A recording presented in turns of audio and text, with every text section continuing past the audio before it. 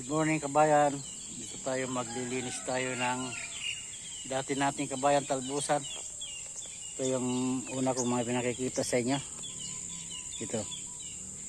Kasi yung tag-araw namatay yung talbos. Ito medyo umulan na. Nag-uulan na. Nabuhay ulit kabayan. Ayan, dilinisan natin kabayan hanggang doon. Yung una-una at na may masaging malalaki na. Ayan, yung isa nagbunga na kabayan. Linisan natin kabayan. Sayang naman kabayan kung ano lang nandamo. Bunot lang kabayan kasi baka sila dali pa ng itak natin.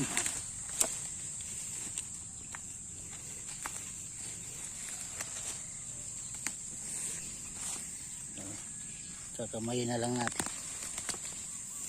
Hindi naman ito mapapanis kabayan. Kakamayin natin. Kamay-kamay lang tayo para ligtas yung ating mga baging ng kamote, hindi mapuputol.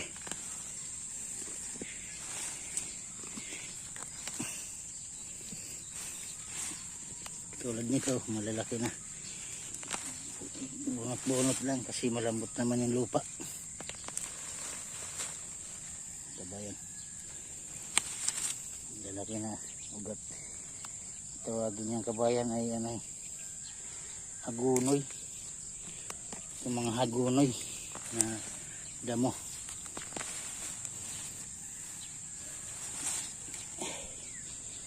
Sabi pa yung iba gamot din yan hagunoy. Sa mga nahihilo at nadudumi. Excuse me lang po sa mga nagmagahan at mga kumakain kabayan.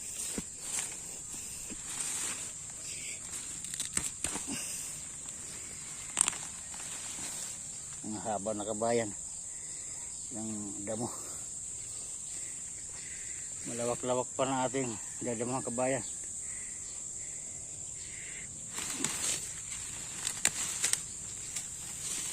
Kinain na sila ng damo. Kaya napabayaan natin kasi doon tayo sa kabila ng garden. Ito gumanda na rin ang talbos kabayan. Medyo marami na talaga tayo talbos.